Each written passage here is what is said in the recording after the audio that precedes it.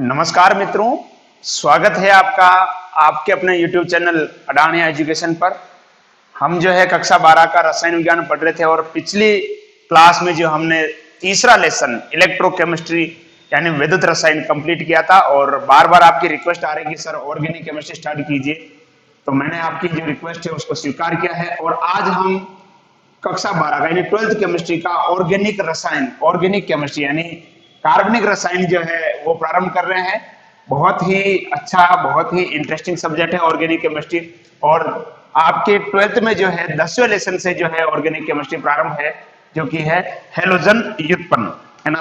तो बात करते हैं अपन ऑर्गेनिक केमिस्ट्री क्या है। आपने 11th में भी ऑर्गेनिक केमिस्ट्री के बारे में पढ़ा होगा, इसके सामान्य सिद्धांत क्या है, नामकरण क्या, यूपीएससी पद्धति वगैरह आपने पढ़ा होगा। इलेक्ट्रोमैग्नेटिक प्रभाव है, अनुनाद है और अभिक्रिया की क्रियाविधि है, सहसंयोजक बंध का जो विस्तारीकरण, मतलब बंध के जो इलेक्ट्रॉन होते हैं इलेक्ट्रॉनों का विस्तारीकरण है, अतिशय युग्मन है, ये सारी चीजें आपने प्रेरणिक प्रभाव, ये सब कुछ आपने 11th के अंदर पढ़े होंगे। ठीक है, जनरली देखें अपन बात करें ऑर्गेनिक केमिस्ट्री की, तो ऑर्गेनिक केमिस्ट्री का मतलब क्या निकलता है। देखो, ऑर्गेनिक शब्द जो है ये एक शब्द होता है ऑर्गेनिज्म, ग्रीक भाषा का एक शब्द होता है ऑर्गेनिज्म, जिससे बना है, जिसका अर्थ होता है जीवित पदार्थों में जो पदार्थ पाया जाता है। ऑर्गेनिज्म का मतलब होता है जीवित पदार्थ, या अपन सजीव से मतलब इसका निकाल सकते हैं। यानी प्रारंभ में ऐसा माना जाता था कि कार्बनिक पदार्थ वे होते हैं जो जीवों के शरीर में बनते हैं, इनको प्रयोगशाला में नहीं बनाया जा सकता। प्रारंभ में ऐसी अवधारणा थी और एक वैज्ञानिक हुए थे बर्जीलियस, जिसने एक सिद्धांत दिया था जैव शक्ति सिद्धांत। बर्जीलियस नाम के एक वैज्ञानिक थे जिन्होंने एक सिद्धांत दिया था जैव शक्ति सिद्धांत। उन्होंने कहा था कि जो कार्बनिक पदार्थ है इनका जो निर्माण है जीवों के शरीर में होता है, इनको प्रयोगशाला में नहीं बनाया जा सकता है और इसके निर्माण के लिए जो है जीवों के शरीर में एक ऐसी शक्ति कार्य करती है जो इन कार्बनिक पदार्थों का निर्माण करती है, और उसी शक्ति को अपन क्या कहते हैं, जैव शक्ति कहते हैं। और उसी हिसाब से सिद्धांत का नाम क्या हो गया था, जैव शक्ति सिद्धांत। बाद में क्या हुआ है कि साइंटिस्ट हो रहा है वोहलर, उन्होंने क्या किया था, पोटेशियम साइनेट के द्वारा, माफ कीजिएगा अमोनियम साइनेट को गर्म करके उन्होंने क्या किया, पहला यानी प्रथम प्रयोगशाला निर्मित कार्बनिक पदार्थ यूरिया का निर्माण किया। तो सबसे पहले जो प्रयोगशाला में जो कार्बनिक पदार्थ बनाया गया था वो कौन सा था, यूरिया था। यानी प्रथम प्रयोगशाला निर्मित कार्बनिक पदार्थ जो है वो है यूरिया। और किसने बनाया था, वो बनाया था वोहलर ने। ठीक है, तो ये एक सामान्य परिचय हो गया जो कि आप सब कुछ जानते हैं। आइए आज की कक्षा प्रारंभ करते हैं। आपके जो ऑर्गेनिक केमिस्ट्री के अंदर जो 10वां लेसन है वो है हैलोजन व्युत्पन्न। हैलोजन व्युत्पन्न, देखिए हैलोजन व्युत्पन्न क्या होते हैं उससे पहले सबसे पहले अपन बात कर लेते हैं हैलोजन के बारे में। देखिए आवर्त सारणी में अगर हम बात करें वर्ग 17 के जो तत्व है फ्लोरीन, क्लोरीन, ब्रोमीन, आयोडीन और अस्टाटाइन, मुख्य रूप से ये जो तत्व है। यानी फिर कल बाहर आई आंटी, कैसे अपन याद रख सकते हैं इनको, है ना। फिर कल बाहर आई आंटी, ये जो है वर्ग 17, इसको कहा जाता है हैलोजन और मुख्य रूप से इन्हीं को अपन मानते हैं हैलोजन के रूप में, ये है ना। फ्लोरीन, क्लोरीन, ब्रोमीन और आयोडीन ये क्या होते हैं, हैलोजन। अब बात करते हैं हैलोजन व्युत्पन्न क्या होते हैं। देखिए कोई भी हाइड्रोकार्बन है ना, कोई भी हाइड्रोकार्बन, और मुख्य रूप से यहां अपन बात करेंगे संतृप्त हाइड्रोकार्बन। अब हैलोजन व्युत्पन्न में अपन बात करें सबसे पहले, तो हैलोजन व्युत्पन्न किसे कहेंगे, जैसे मान लो कि मेरे पास एक कोई हाइड्रोकार्बन है CH4, ठीक है, और इसकी क्रिया कराता हूं मैं X2। देखिए X का मतलब यहां पर क्या हो सकता है, X का मतलब हो सकता है ये फ्लोरीन हो सकता है, ये क्लोरीन हो सकता है, ये ब्रोमीन हो सकता है, ये आयोडीन हो सकता है ना, X2। और ये है हाइड्रोकार्बन। हाइड्रोकार्बन किसे कहेंगे, ऐसे यौगिक जो हाइड्रोजन और कार्बन से बने होते हैं उन्हें हम क्या कहते हैं, हाइड्रोकार्बन कहते हैं। ऐसे यौगिक जो हाइड्रोजन और कार्बन से बने होते हैं उन्हें हम क्या कहते हैं, हाइड्रोकार्बन कहते हैं। तो यहां पे क्या होगा, देखो ये क्या बन जाएगा, CH3X और बाहर क्या निकल जाएगा, HX, यानी एक हैलोजन इसके साथ जुड़ गया और यहां से क्या निकल गया, हाइड्रोजन निकल गया, है ना। तो हैलोजन व्युत्पन्न किसे कहेंगे, जब किसी हाइड्रोकार्बन में से, हैलोजन व्युत्पन्न की परिभाषा क्या हो जाएगी, जब किसी हाइड्रोकार्बन में से एक या एक से अधिक हाइड्रोजन का विस्थापन, है ना। जब किसी हाइड्रोकार्बन में से एक या एक से अधिक हाइड्रोजन परमाणु का विस्थापन किसके द्वारा हो जाता है, हेलोजन के द्वारा हो जाता है, तो उसे हम क्या कहते हैं, हेलोजन व्युत्पन्न कहते हैं। ठीक है, जब किसी हाइड्रोकार्बन में से एक या एक से अधिक हाइड्रोजन परमाणु का विस्थापन हेलोजन द्वारा हो जाता है, तो उसे हम क्या कहते हैं, हेलोजन व्युत्पन्न कहते हैं। ठीक है, तो ये एक सामान्य, इस प्रकार से हम समझ सकते हैं कि ये आपका हाइड्रोकार्बन है और ये हेलोजन है। इस हेलोजन ने क्या किया, यहां से क्या किया, एक हाइड्रोजन बाहर निकाल दिया और यहाँ पर ये हेलोजन जुड़ गया और ये HX बाहर आ गया। ठीक है, तो बच्चों इसको जो हम क्या कहते हैं, इसको हम कहते हैं एल्किल समूह। आपने पढ़ा होगा एल्किल समूह, यानी एल्केन से अगर अपन एक हाइड्रोजन निकाल दे तो उसे हम क्या बोलते हैं, एल्किल समूह। तो इसको मैं, इस एल्किल समूह को मैं क्या लिख सकता हूं, आर भी लिख सकता हूं। क्या लिख सकता हूं, इस एल्किल समूह को मैं क्या लिख सकता हूं, आर लिख सकता हूं। यार ये इंक बहुत ज्यादा बढ़ती है यार, ये निकल रही है इसमें से, ये देखो पूरा ये फर्श खराब हो गया नीचे, ये तो बहुत ज्यादा हो गई इसके अंदर इंक। चलो ठीक है, थोड़ी इंक की वजह से थोड़ी क्लास डिस्टर्ब हो गई, थोड़ा इसमें ज्यादा निकल रहा है ना। खैर आपके लिए तो अच्छा है, व्यू अच्छा आएगा इसमें, है ना। ठीक है, तो अपन ने बात कर ली हेलोजन व्युत्पन्न की। ठीक है, अब ये जो एल्किल समूह होता है उसे अपन आर के द्वारा दर्शाते हैं, और ये क्या जुड़ा हुआ है, एक्स, यानी आर एक्स का मतलब भी क्या हो गया, आपका हेलोजन व्युत्पन्न हो गया। लेकिन ध्यान रखना कि आर का मतलब क्या होता है, एल्किल समूह। क्या होता है, एल्किल समूह। ठीक है, अब आगे अपन बात करते हैं, इसको आगे बढ़ाते हैं लेसन को। देखो आज का जो लेसन होगा, एक हेलोजन व्युत्पन्न का एक सामान्य परिचय होगा, है ना। क्या क्या होता है, किस तरह से होता है, उसका एक सामान्य परिचय आज हम देखेंगे। क्योंकि सामान्य परिचय, आप इसको वीडियो को अंत तक देखें, क्योंकि सामान्य परिचय भी क्या है, बहुत जरूरी है। इसमें भी बहुत सारी चीजें आपको सीखने को मिलेगी, क्योंकि अगर आपने ये वीडियो नहीं देखा तो फिर आगे की जो भी वीडियो देखोगे वो आपके समझ में नहीं आएगा। तो ये परिचय है, इसमें सामान्य जानकारी, बेसिक बातें हम सीखेंगे हेलोजन व्युत्पन्न के बारे में, और अगले वीडियो से अपन हेलोजन निर्माण की विधियों के बारे में चर्चा करेंगे। देखिए अगर अपन बात करें इस चैप्टर के अंदर हेलोजन व्युत्पन्न की, तो यहां जो हम बात करेंगे मुख्य रूप से दो प्रकार की बात करेंगे। एक तो अपन बात करेंगे हेलो एल्केन की, किसकी बात करेंगे, हेलो एल्केन, हेलो एल्केन। और एक अपन बात करेंगे हेलो एरीन, किसकी बात करेंगे, हेलो एरीन की बात करेंगे, हेलो एरीन। या इसे अपन क्या बोलते हैं, हेलो एल्केन को एल्किल हैलाइड भी कहते हैं। क्या कहते हैं, एल्किल हैलाइड, एल्किल हैलाइड, या इसको हम एरिल हैलाइड भी कहते हैं, एरिल हैलाइड।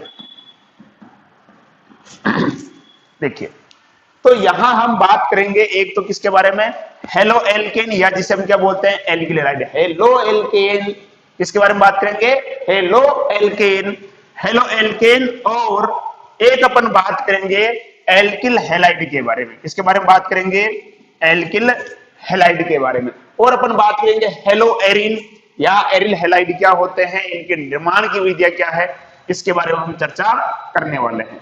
ठीक है, तो सबसे पहले अपन बात करते हैं हेलो एल्केन क्या होता है, या जिसे अपन एल्किल हैलाइड कहते हैं, ये क्या होता है, इसको हम समझते हैं। एक एक को बारी बारी से अपन देखेंगे।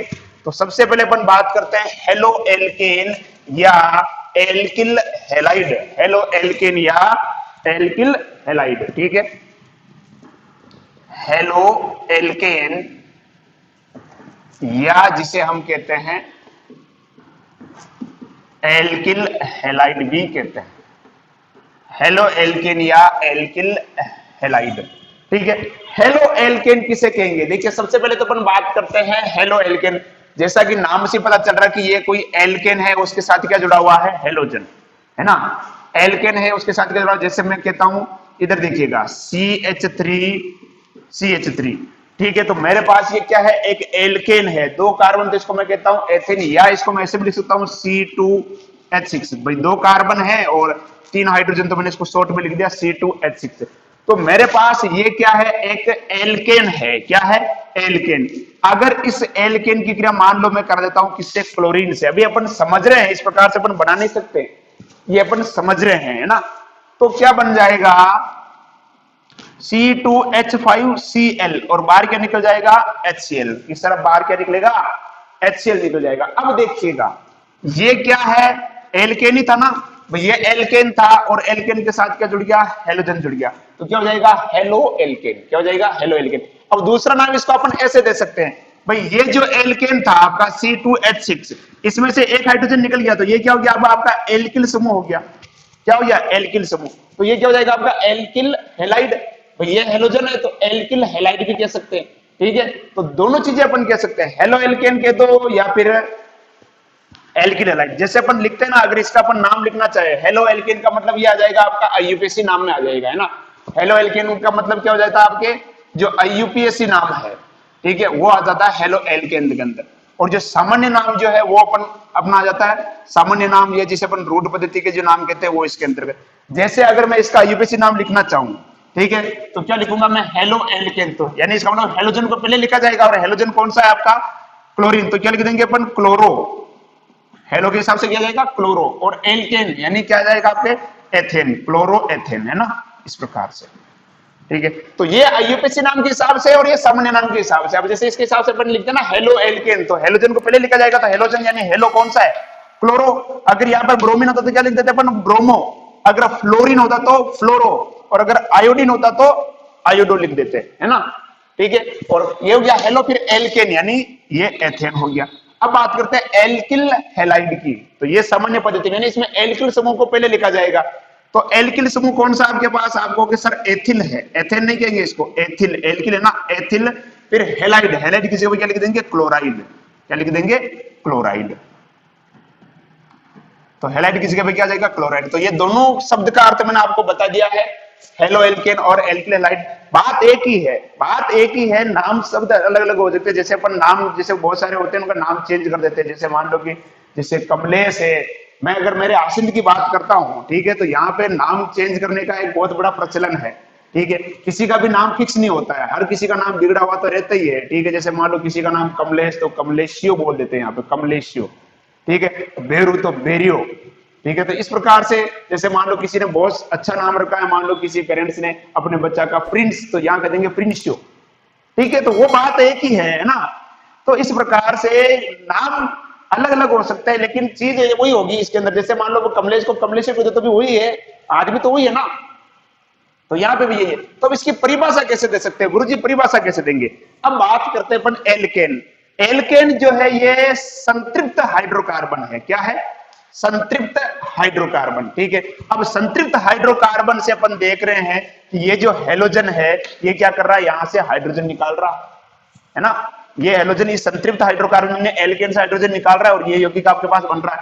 तो हेलो एल्केन की अपन परिभाषा कैसे दे सकते हैं कि जब किसी संतृप्त हाइड्रोकार्बन में से, जब किसी संतृप्त हाइड्रोकार्बन में से एक या एक से अधिक हाइड्रोजन परमाणु का विस्थापन किसके द्वारा हो जाता है, हेलोजन के द्वारा हो जाता है, तो उसे हम क्या कहते हैं, हेलो एल्केन कहते हैं। या अपन यूं भी कह सकते हैं कि जब एल्केन से एक या एक से अधिक हाइड्रोजन परमाणु का विस्थापन किसके द्वारा हो जाता है, हेलोजन के द्वारा हो जाता है, तो उसे हम क्या कहते हैं, हेलो एल्केन या एल्किल हैलाइड कहते हैं। जब किसी एल्केन में से एक या एक से अधिक हाइड्रोजन परमाणु का विस्थापन किसके द्वारा हो जाता है, हेलोजन द्वारा हो जाता है, तो उसे हम क्या कहते हैं, हेलो एल्केन कहते हैं। क्लियर। अब जैसे अपन बात करते हैं एल्केन के सूत्र की, अपन ने बात की थी, एल्केन का सूत्र क्या होता है, 11th में बात की, पढ़ा होगा आपने, CnH2n+2। ये किसका सूत्र होता है, एल्केन का सूत्र होता है। किसका सूत्र होता है, एल्केन का। यानी इस हिसाब से अगर मैं कार्बन की संख्या अगर मान लो मैं कितनी रखता हूं, 1 रखता हूं, तो हाइड्रोजन कितना हो जाएगा, 2 × 1 + 2, है ना, इस प्रकार से। ठीक है, तो यानी कितना हो गया, कार्बन 1 है तो हाइड्रोजन कितना हो जाएगा, 2 × 1 यानी 2, 2 + 2 कितना हो गया, 4। कितना हो गया, 4। उसी प्रकार से अगर मान लो मैं कार्बन की संख्या कितनी रख देता हूं, 2 रख देता हूं, ठीक है, तो हाइड्रोजन कितने हो जाएंगे बताओ भाई, 2 × 2 प्लस क्या हो जाएगा, 2 यानी 2 × 2 यानी 4 और 2 6, यानी ये क्या हो जाएगा, C3H6, सॉरी C2H6, क्या हो जाएगा, C2H6, या जिसे अपन लिख सकते हैं CH3, इस प्रकार से भी लिखते हैं। तो ये तो क्या होता है, एल्केन का सामान्य सूत्र हो गया। अब हम बात करते हैं हेलो एल्केन के बारे में भी। हेलो एल्केन का सामान्य सूत्र क्या होगा? तो देखो हेलो एल्केन की अगर हम बात करते हैं तो हेलो एल्केन का जो सामान्य सूत्र होगा वो होगा CnH2n प्लस 1। क्या हो जाएगा? CnH2n प्लस 1, या लिख सकते हैं यहां पर X लिख सकते हैं अपन। क्या लिख सकते हैं? CnH2n प्लस X लिख सकते हैं। ठीक है, यानी यहां पर अगर अपन बात करें, जैसे कि इसकी जगह पर अगर बात करें कार्बन अगर अपन मान लो 1 रखते हैं, क्या रखते हैं? 1। ठीक है, तो हाइड्रोजन कितने हो जाएंगे बताओ उस हिसाब से, यानी सॉरी यहां पर प्लस 1 ही आएगा। ठीक है, और फिर आ जाएगा X। तो हाइड्रोजन कितने हो जाएंगे यहां पर? देखिए हाइड्रोजन 2 इंटू 1 प्लस 1 यानी कितने हो गए? 3, और साथ में क्या जुड़नेगा? X। तो CH3, भाई हाइड्रोजन 3 हो गए ना। ठीक है, 2 तो है ही है, और N की जगह पे मैंने क्या रख दिया? 1 रख दिया, और प्लस 1, तो CH3, और क्या लग जाएगा साथ में? ये X। ये माइनस में नहीं है रे, इसको आप चाहो तो ऐसे लिख दो या फिर यूं कर दो, कंफ्यूजन हो रहा हो तो, है ना, माइनस में नहीं है ये। CnH2n प्लस 1 और X। ठीक है, अब दूसरा एग्जांपल भी लेके देख लेते हैं। मान लो कि कार्बन की संख्या मान ले अपन 2 ले लेते हैं, तो हाइड्रोजन कितना हो जाएगा 2 के हिसाब से? भाई 2 इंटू इसकी जगह पे भी क्या जाएगा? N की जगह पे 2 प्लस 1। ठीक है, और क्या है? X। तो कितना हो जाएगा? C हाइड्रोजन कितना हो गया? 2 इंटू 2 यानी 4, और 1 5, यानी C2H5 और X। देखो इसके अंदर भी जैसे मान लो कि ये था ना C2H6, इस हिसाब से देखो ये C2H6 है ना, तो उसमें से अपन ने क्या किया? एक हाइड्रोजन निकाल के क्या लगा दिया? हेलोजन लगा दिया। तो हेलोजन का सामान्य सूत्र क्या हो जाएगा? या हेलो एल्केन का सामान्य सूत्र क्या हो जाएगा? CnH2n plus 1X। ये किसका सूत्र हो गया? हेलोजन का क्या हो गया? या हेलो एल्केन का सामान्य सूत्र। हेलो एल्केन का सामान्य सूत्र क्या हो जाएगा? CnH2n plus 1X। क्लियर? चलो मिटा दे इसको, आप चाहो तो इसका स्क्रीनशॉट ले लो, इसको लिख लो फटाफट, हेलो एल्केन का सामान्य सूत्र। बाकी परिभाषा जैसे मैंने आपको बताई दी है, परिभाषा किसे कहेंगे? हेलो एल्केन किसे कहेंगे? एल्केन से एक या एक से अधिक हाइड्रोजन परमाणु का विस्थापन यदि किसके द्वारा हो जाता है? हेलोजन के द्वारा हो जाता है, तो प्राप्त यौगिक क्या कहलाता है? हेलो एल्केन कहलाता है। ठीक है, मिटा दे। चलो अब हम बात करते हैं हेलोजन की संख्या के आधार पर हेलो एल्केन के जो प्रकार होते हैं उसकी हम बात करते हैं, है ना। हेलो एल्केन की संख्या के आधार पर देखिए इधर, अगर मान लो कि मेरे पास ये है CH3 और X, अगर इसके साथ अगर एक हेलोजन लगा हुआ है तो इसे अपन बोलेंगे मोनो हेलो एल्केन। क्या बोलेंगे? Mono halo alkane. अगर एक हाइड्रोजन लगा हो तो, एक हाइड्रोजन लगा हो तो क्या बोलेंगे? Mono halo alkane. क्या बोलेंगे? मोनो हेलो एल्केन, अगर एक हेलोजन हो तो। ठीक है, दूसरी हम बात करते हैं, जैसे कि मान लो कि इसके साथ 2 हेलोजन लगे हुए हैं। कितने हेलोजन लगे हुए हैं? 2, तो इसे अपन क्या बोलेंगे? Die halo alkane. क्या बोलेंगे? Die halo alkane. क्या बोलेंगे? या आप चाहो तो इसको ऐसे भी लिख सकते हो CH2X, और ये इधर X जोड़ दो, बात एक ही है। यानी 2 हेलोजन होगा तो उसे हम क्या बोलेंगे? 2 हेलोजन होगा तो क्या बोलेंगे? डाई हेलो एल्केन, और एक होने पर क्या बोलेंगे? Mono halo alkane.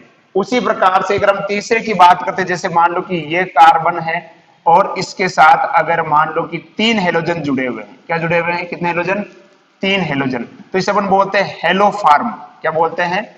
Hello farm, इसका एक फेमस नाम है हेलो फार्म। ठीक है, वैसे इसको क्या बोलेंगे अपन? ट्राई हेलो एल्केन तो बोलेंगे ही बोलेंगे, ट्राई हेलो एल्केन ये तो बोलेंगे ही बोलेंगे, लेकिन इसका एक फेमस नाम और है हेलो फार्म। क्या है? Haloform. तो इस हिसाब से इसका अपन एक उदाहरण देख सकते हैं हेलो फार्म का, जैसे भाई हेलो फार्म, जैसे मैंने लिखा CHCl3। अब हेलो की जगह पे तो क्या जाएगा? भाई हेलोजन कौन सा है? क्लोरीन है ना। भाई हेलो फार्म इसको बोलते हैं अपन, जो ट्राई हेलो एल्केन है इसको अपन हेलो फार्म भी कहते हैं। ठीक है, तो हेलो फार्म की अगर हम बात करें तो फार्म तो है ही है, और हेलोजन कौन सा है? यहाँ पर क्लोरीन है, तो क्या हो जाएगा इसका नाम? क्लोरोफार्म। क्या हो जाएगा? क्लोरोफार्म, जिसका उपयोग बेहोश करने के लिए करते हैं ना, क्लोरोफॉर्म। क्लोरोफॉर्म या क्लोरोफॉर्म एक ही बात है, ठीक है। तो अगर एक हेलोजन है तो उसे अपन क्या बोलेंगे, मोनो हेलो एल्केन। दो हेलोजन है तो डाई हेलो एल्केन ऐसे भी लिख सकते हैं अपन, और तीन हो तो try halo alkane, try halo alkane, और इसका एक फेमस नाम है हेलोफॉर्म। और यदि कार्बन के साथ देखो इधर,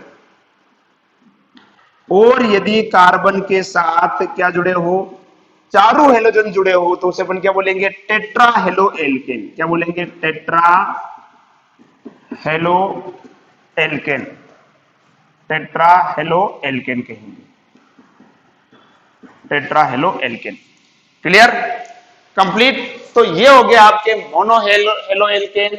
अगर एक हेलोजन जुड़ा हो तो मोनो हेलो एल्केन, दो हेलोजन जुड़े हो तो क्या हो जाएगा, दो हेलोजन देखो तो क्या हो जाएगा, डाई हेलो एल्केन, जैसे इसमें भी दो है। और तीन जुड़े हो तो ट्राई हेलो एल्केन। एक ही कार्बन पर तीन जुड़े हो तो इसका फेमस नाम कौन सा है, हेलोफॉर्म। कौन सा है, हेलोफॉर्म। और इसका बेस्ट एग्जांपल है क्लोरोफॉर्म। उसी प्रकार से अगर चार हेलोजन जुड़े हो तो क्या बोलेंगे, टेट्रा हेलो एल्केन। ठीक है, सुविधा के लिए आप इसका स्क्रीनशॉट ले सकते हो, आपके पास 10 सेकंड का समय है। क्लियर, चलो बहुत बढ़िया, ठीक है।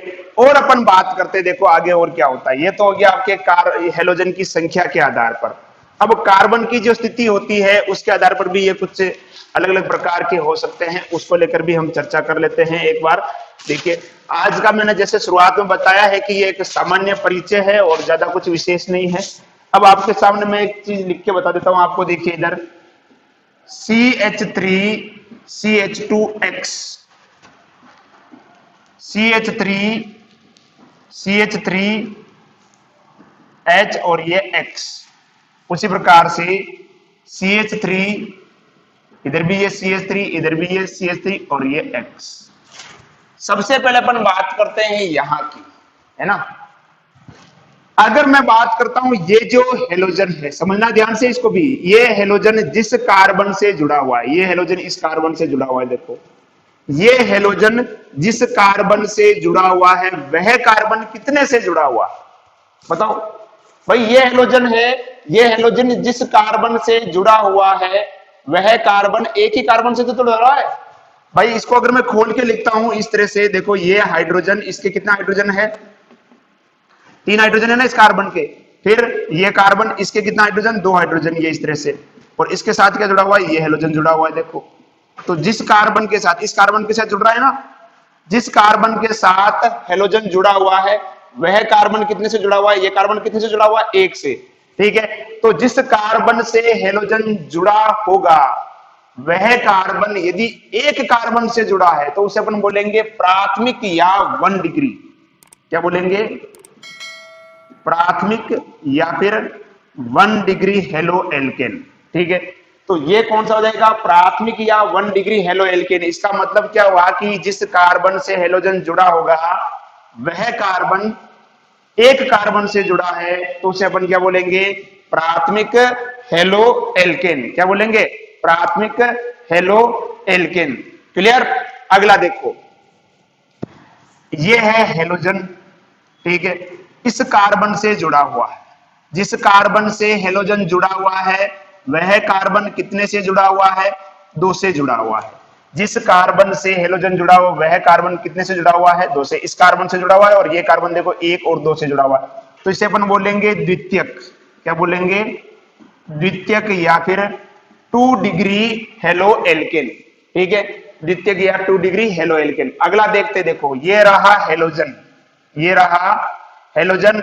और ये हेलोजन जिस कार्बन परमाणु से जुड़ा हुआ है, ये हेलोजन जिस कार्बन परमाणु से जुड़ा हुआ है, यह कार्बन कितने से जुड़ा हुआ है, आप कहोगे सर ये कार्बन 3 से जुड़ा हुआ है, तो इसे अपन क्या बोलेंगे, तृतीयक। क्या बोलेंगे, तृतीयक या फिर 3 डिग्री हेलो एल्केन। इंग्लिश में इसको अपन बोलते हैं प्राइमरी, सेकेंडरी और टर्सरी। क्या बोलेंगे, प्राइमरी, सेकेंडरी और टर्सरी। ठीक है, तो प्राथमिक हेलो एल्केन किसे कहेंगे, जिस कार्बन से हेलोजन जुड़ा हुआ है, यदि वो हेलोजन एक कार्बन से जुड़ा हुआ है तो, यानी सॉरी, जिस कार्बन से हेलोजन जुड़ा हुआ है, यदि वह कार्बन एक कार्बन से जुड़ा हुआ है तो क्या कहलाएगा, प्राथमिक या 1 डिग्री हेलो एल्केन। ठीक है, यदि हेलोजन जिस कार्बन से जुड़ा हुआ है वह कार्बन 2 से जुड़ा हुआ है अन्य 2 कार्बन से, तो उसे अपन क्या बोलेंगे, द्वितीयक या 2 डिग्री। ठीक है। यदि हेलोजन जिस कार्बन परमाणु से जुड़ा हुआ है वह कार्बन कितने से जुड़ा हुआ है, 3 अन्य कार्बन से जुड़ा हुआ है, तो उसे अपन क्या बोलेंगे, तृतीयक या फिर 3 डिग्री। ठीक है। सुविधा के लिए आप चाहो तो इसका स्क्रीनशॉट ले सकते हो। क्लियर, बहुत बढ़िया। अब हम देखते हैं जो मोनो हेलो एल्केन जो होते हैं उसके अलग अलग प्रकार होते हैं, उसकी हम चर्चा करते हैं, है ना। मोनो हेलो एल्केन क्या क्या होते हैं उसको लेकर हम देखते हैं। मोनो हेलो एल्केन अलग अलग प्रकार के होते हैं, यानी मोनो हेलो एल्केन में जिस कार्बन से हेलोजन जुड़ा हुआ है उस कार्बन के जो संकरण की जो प्रकृति होती है उसके आधार पर हम बात करेंगे ये कितने प्रकार का होता है। उसमें अगर हम बात करें सबसे पहले, तो सबसे पहला आता है अपना एलिलिक हेलाइड। कौन सा आता है, एलिलिक हेलाइड। Allylic halide. ये एलिलिक हेलाइड क्या होता है इसको समझो। देखो मैं लिख रहा हूं यहां पर CH2 डबल बॉन्ड CH और ये CH2 और यहां पर लिख दिया मैंने X। ठीक है। अब देखो ये जो कार्बन है इसका जो संकरण होगा वो कौन सा होगा, sp3। गुरुजी कैसे निकालेंगे, 11th क्लास के अंदर आपने पढ़ा होगा। अभी अपने पास इतना समय नहीं है कि हम संकरण के बारे में चर्चा कर सके। कभी समय मिलेगा तो 11th का वीडियो वैसे मैं बनाऊंगा ही बनाऊंगा, तो वहां आप भी देख लेना। 11th का कोई जब चौथा पार्ट का जब मैं वीडियो बनाऊंगा तो वहां पर आप संकरण के बारे में समझ लेना, है ना। तो देखो क्या है कि ये CH2 यानी sp3 संकरित कार्बन है और यहां पर ये जो कार्बन है ये है sp2 संकरित है। कैसा है, sp2 संकरित। तो अब बात करते हैं एलिलिक हेलाइड क्या होगा। एलिलिक हेलाइड किसे कहेंगे, यदि हेलोजन परमाणु, ध्यान दीजिएगा परिभाषा को, यदि हेलोजन परमाणु उस sp3 संकरित कार्बन परमाणु से जुड़ा हो, यदि हेलोजन परमाणु उस sp3 संकरित कार्बन परमाणु से जुड़ा हुआ हो, जो कार्बन किससे जुड़ा हुआ हो, sp2 संकरित कार्बन परमाणु से जुड़ा हुआ हो। गुरुजी बहुत हार्ड परिभाषा हो गई, एक बार फिर बताता हूं, फिर नहीं बताता हूं, ठीक है, सुनना है एक बार अच्छे से।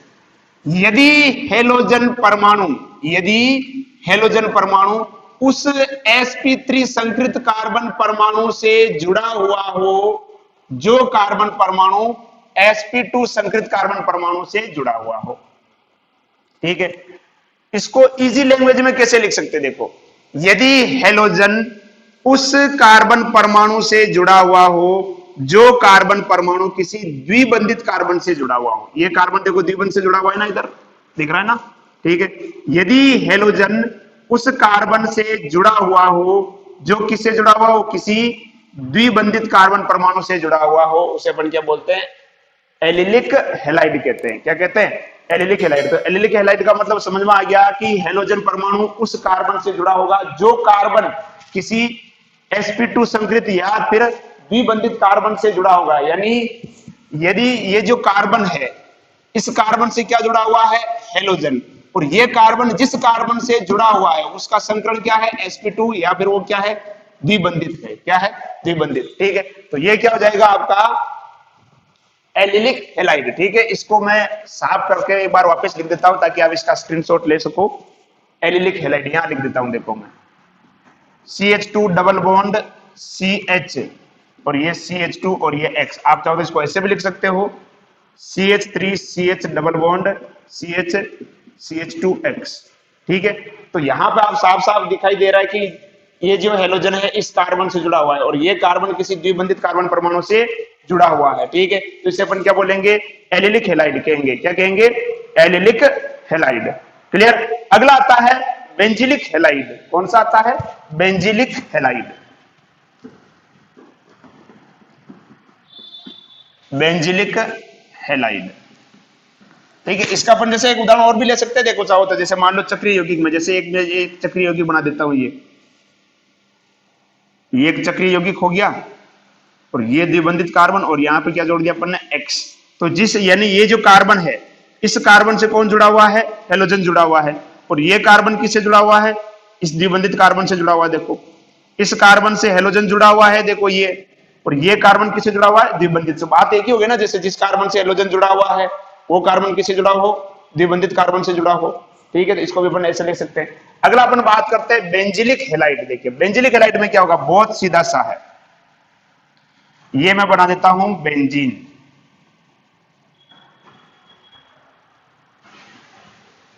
ये क्या हो गया, बेंजीन हो गया।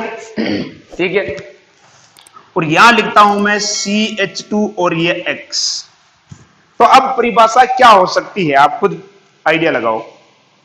देखो यदि हेलोजन परमाणु, यदि ये हेलोजन रहा, यदि हेलोजन परमाणु उस कार्बन से जुड़ा हो जो सीधा किससे जुड़ा हो, बेंजीन वाले से जुड़ा हुआ हो। क्लियर, यदि हेलोजन परमाणु, अब यहां अगर इसकी बात करें अपन, तो ये कार्बन कैसा है, sp3 संकृत है। कैसा है, sp3 संकृत।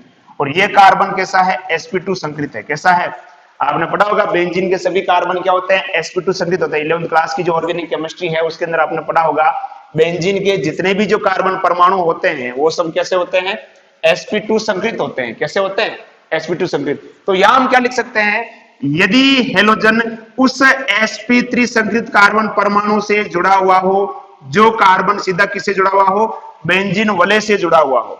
यदि हेलोजन परमाणु उस कार्बन से जुड़ा हुआ हो, या यूं कह सकते हैं उस sp3 संकृत कार्बन परमाणु से जुड़ा हुआ हो जो कार्बन किससे जुड़ा हुआ हो, बेंजीन वलय से जुड़ा हुआ हो। किससे जुड़ा हुआ हो, बेंजीन वलय से जुड़ा हुआ हो, तो उसे हम क्या बोलेंगे, बेंजिलिक हैलाइड कहेंगे। आगे समझ में, यदि हेलोजन परमाणु उस कार्बन से जुड़ा हो, ध्यान दीजिएगा, यदि हेलोजन परमाणु उस कार्बन से जुड़ा हुआ हो जो कार्बन किससे जुड़ा हुआ हो, बेंजीन वलय से जुड़ा हुआ हो, तो उसे अपन क्या बोलेंगे, बेंजिलिक हैलाइड कहेंगे। यानी उस कार्बन से जुड़ा हुआ है जो कार्बन सीधा किससे जुड़ा हुआ है, बेंजीन वलय से जुड़ा हुआ है। Clear, complete. अगला जो आता है वो आता है वाइनिल हैलाइड। कौन सा आता है, vinyl halide. Vinyl halide, vinyl भी कहते हैं, कई जगह पे इसको इंग्लिश में अगर आप देखोगे तो विनाइल हैलाइड भी कहते हैं। ठीक है, तो विनाइल अलग आ जाता है, वाइनिल अलग है, विनाइल अलग है। विनाइल के बारे में अपन आगे चर्चा करेंगे, विनाइल क्या होता है, वाइनिलिक। ठीक है, कई जगह पे वाइनिलिक लिखा होता है और कई जगह पे वाइनिल। ठीक है, तो वाइनिल के दो, या फिर आपकी बुक के अंदर वाइनिलिक लिखा हुआ है तो इसको मैं वाइनिलिक भी कह देता हूं, वाइनिलिक हैलाइड। वाइनिलिक हैलाइड क्या होगा, देखो वाइनिलिक हैलाइड किसे कहेंगे, इसको समझना ध्यान से, CH2 double bond CHX। Vinylic halide क्या होगा, इसके हिसाब से क्या परिभाषा बना सकते हो आप, देखो इसको सोचो सोचो सोचो सोचो, फटाफट सोचो क्या परिभाषा हो सकती है इसकी। साफ साफ दिखाई दे रहा है इसके अंदर, देखो यदि हेलोजन किससे जुड़ा हुआ हो, sp2 संकृत कार्बन परमाणु से जुड़ा हुआ हो। डायरेक्टली दिख रहा है ये sp2 संकृत है क्योंकि ये द्विबंधित है ना। यदि हेलोजन परमाणु sp2 संकृत कार्बन परमाणु से जुड़ा हुआ हो, यदि हेलोजन sp2 संकृत कार्बन परमाणु से जुड़ा हुआ हो, तो उसे अपन क्या बोलते हैं, वाइनिलिक हैलाइड। या हम यूं भी कह सकते हैं कि यदि हेलोजन परमाणु द्विबंधित कार्बन परमाणु से जुड़ा हुआ हो। दोनों परिभाषा देख लेना। पहली परिभाषा तो क्या दे सकते हैं, यदि हेलोजन sp2 संकृत कार्बन परमाणु से जुड़ा हुआ हो तो उसे अपन क्या बोलेंगे, वाइनिलिक हैलाइड। या फिर अपन यूं कह सकते हैं कि यदि हेलोजन परमाणु द्विबंधित कार्बन परमाणु से जुड़ा हुआ हो, देखो ये द्विबंधित कार्बन परमाणु से जुड़ा हुआ हो तो उसे अपन क्या बोलते हैं, वाइनिलिक हैलाइड कहते हैं। और भी जैसे इसका अपन एग्जांपल ले सकते हैं, जैसे मान लो कि ये है आपके पास एक चक्रीय यौगिक है, ये मैंने एक चक्रीय यौगिक ले लिया इस तरह से एग्जांपल के रूप में ये, ठीक है, और ये आपका द्विबंधित कार्बन परमाणु ये वाला, और यहां से कौन जुड़ा हुआ है, ये X। तो ये जो कार्बन आपको दिख रहा है ये वाला, देखो ये कार्बन, देखो ये द्विबंधित है, द्विबंध से जुड़ा हुआ है ये कार्बन है ना, ये देखो मैंने इसको थोड़ा डार्क कर दिया यहां पर, ये इस तरह से। तो ये जो कार्बन है जिससे कौन जुड़ा हुआ है, हेलोजन जुड़ा हुआ है ये, तो ये देखो ये द्विबंधित है, ठीक है, तो ये भी क्या हो जाएगा, वाइनिलिक हैलाइड हो जाएगा। क्या हो जाएगा, वाइनिलिक हैलाइड। अब एक और बच्चा है आपके पास एरिल हैलाइड, ठीक है, जिसकी मैंने प्रारंभ में ही चर्चा की थी। एरिल हैलाइड क्या होगा, एरिल हैलाइड में बात करते हैं अपन सबसे पहले एरोमेटिक यौगिक के बारे में, ठीक है। एरोमेटिक यौगिक के बारे में अपन जैसे एग्जांपल ले लेते हैं बेंजीन का, ये बेंजीन है, ठीक है। इस बेंजीन में से, यानी अपन कह सकते हैं कि एरोमेटिक हाइड्रोकार्बन में से यदि हाइड्रोजन का विस्थापन किसके द्वारा हो जाए? हेलोजन के द्वारा हो जाए। किसके द्वारा हो जाए? हेलोजन के द्वारा। ठीक है, ध्यान देना, ये एग्जांपल ले रहा हूं मैं किसका? एरिल हैलाइड का। किसका ले रहा हूं? Aryl halide. इस तरह से, ठीक है।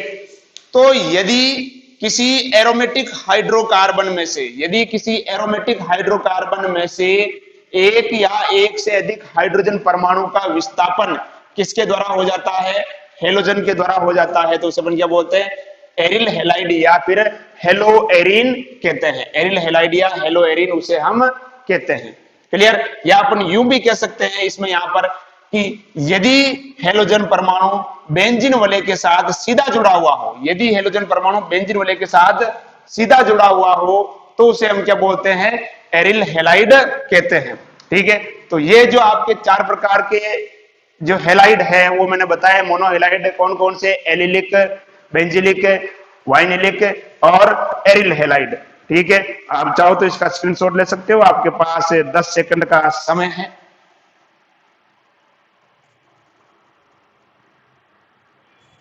क्लियर? कंप्लीट? बढ़िया, चलो मिटा देते हैं इसको। अब हम बात करते हैं कि हेलो एल्केन में कार्बन हेलोजन बंध की प्रकृति के बारे में। हेलो एल्केन में कार्बन हेलोजन बंध की प्रकृति के बारे में हम चर्चा करते हैं कि जो हेलो एल्केन है उसमें कार्बन हेलोजन बंध की प्रकृति क्या होगी, उसको लेकर हम चर्चा करते हैं। तो देखिए, हेलो एल्केन की अगर बात करता हूं, जैसे मैं यहां पर एक उदाहरण ले रहा हूं, CH3Cl का उदाहरण ले रहा हूं।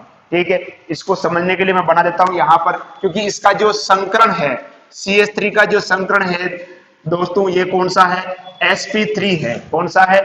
sp3। इसका मतलब यहां पर कुल 4 संकृत कक्षक हैं, उसमें से 3 कक्षक तो कैसे हैं? 3 कक्षक तो कैसे हैं?